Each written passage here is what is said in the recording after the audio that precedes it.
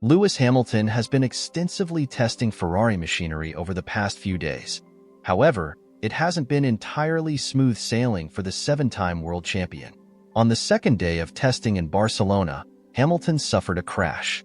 While these tests involve cars that are no longer in competitive use, the incident carries a deeper significance. With Hamilton's session interrupted, the key question is, what does this mean for Ferrari? Could there actually be a silver lining to Hamilton crashing the SF23? One of the most talked about topics in recent days has been Hamilton's Barcelona crash. While some have dismissed it as a minor setback, it's a clear sign that the Briton is pushing the car to its absolute limits, striving to understand its weak points. The SF23, Ferrari's 2023 model, didn't bring the team much success, and Hamilton's mission is straightforward: analyze the car's flaws and ensure Ferrari makes the necessary adjustments for the SF25. Hamilton's crash occurred during the morning session of testing when he lost control and hit the barriers. Fortunately, he emerged unscathed, and the damage to the car wasn't severe. This Barcelona test follows the 30 exploratory laps he completed last week in Fiorano, where he drove a different car, the F1-75. After those runs, Hamilton's feedback was overwhelmingly positive, stating that he felt better than ever. Nonetheless, Ferrari is now focused on making sure this latest incident doesn't disrupt his adaptation process. Team principal Frederic Vasseur isn't overly concerned about Hamilton's crash. He anticipated such incidents given the rushed nature of the adaptation process.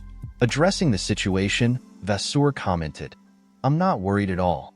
Hamilton has nearly 2 decades of F1 experience, and he'll handle this transition perfectly.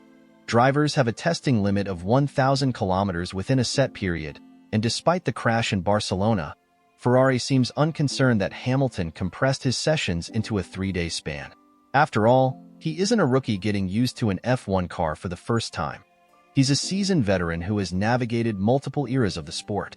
The weather wasn't a significant factor in Hamilton's crash, which means his adaptation process continues without major interruptions. Now, the 7-time world champion is shifting his focus to the next phase of testing, which will involve the 2024 Challenger. This session will follow a structured plan outlined by Pirelli. After that, Hamilton will finally get his hands on the 2025 Ferrari, first on February 19th in Fiorano, followed by 3 days of official testing in Bahrain starting February 26th.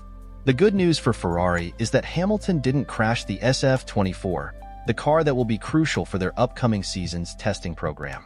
The team needs as much data as possible from this car to implement improvements for 2025. That being said, Hamilton is known for pushing cars to their limits. He isn't one to dwell on setbacks, believing that extracting a car's maximum potential requires exploring its absolute boundaries. Hamilton understands the importance of providing precise feedback to Ferrari's engineers. While he has faced criticism in recent years, the Briton has emphasized his meticulous approach to racing. Since his days in Formula Renault, he has taken notes after every single session, a practice he continues to this day. Reflecting on this habit, Hamilton explained, "I take notes every single weekend. Every time I drive the car, I'm making notes because there's just too much to remember otherwise." Hamilton's arrival at Ferrari has been met with enthusiasm, especially from high-ranking engineers in Maranello, including Enrico Cardile. His expertise will undoubtedly influence the team's car development. However, not everyone is convinced about his ability to adapt quickly. Ralf Schumacher, brother of F1 legend Michael Schumacher, has voiced skepticism about Hamilton's speed in the Ferrari. Schumacher has suggested that Hamilton's age and struggles with the latest regulations might hinder his adaptation. Schumacher went on to say that even Vasseur might struggle to assist Hamilton, just as Toto Wolff couldn't prevent his struggles with Mercedes in 2023. According to him, neither team boss is responsible for car design, meaning Hamilton will have to adjust his driving style rather than expecting Ferrari to tailor the car to him. The cars today are heavier, have less mechanical grip, and require a different braking technique, Schumacher said. That's where Hamilton struggled against Russell at Mercedes. He often wasn't sure where to brake, which affected his ability to hit the apexes. He was used to braking extremely late, but that wasn't possible with the Mercedes. Despite these concerns, Hamilton is fully invested in making Ferrari's 2025 car as competitive as possible. The fact that he has already requested adjustments to the car's cockpit and pedal positioning shows his commitment to optimizing his driving conditions. Given that Hamilton is still unfamiliar with the limits of the SF23, it's understandable that he may have pushed it too hard in Barcelona. However, rather than being a discouragement, Ferrari should take this as a sign that Hamilton is determined to extract the most from the car. The nature of his crash is reminiscent of Andrea Kimi Antonelli's 2024 FP1 incident in Monza with the Mercedes W15. Both were drivers attempting to understand their car's limits. Ferrari took a calculated risk by accelerating Hamilton's adaptation process. Instead of gradually easing him into the simulator, they fast-tracked him straight to real track testing.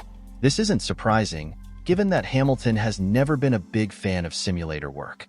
Additionally, since Mercedes didn't release him early for post-season tire testing in Abu Dhabi with the SF24, he missed out on valuable track time. Hamilton's crash did slightly disrupt Charles Leclerc's testing schedule, but since the Monegasque has already spent a full season driving the SF23, Ferrari isn't losing out on crucial data. Nevertheless, every bit of information matters as Ferrari looks for hidden strengths to carry into the next season. While the 2025 Ferrari will be a completely new car with 99% different components, it's essential for the team to understand past mistakes to avoid repeating them. Hamilton's crash could have provided clearer answers in that regard, something Ferrari may have hoped for as they fine-tune their approach for next season.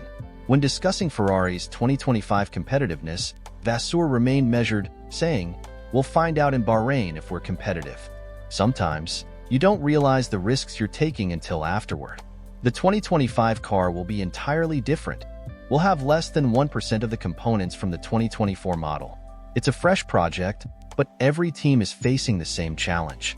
We can't predict if 2025 will be our year, but I believe in the work we're doing. It's going to be another intense battle.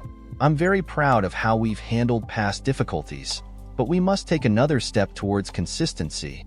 With all this in mind, do you think Ferrari will be the team to beat in 2025? And do you believe Hamilton's aggressive approach to testing will provide the engineers with valuable insights? Let us know your thoughts in the comments below. Also, if you're curious about Valtteri Bottas' potential return to Mercedes, check out the video on your screen now.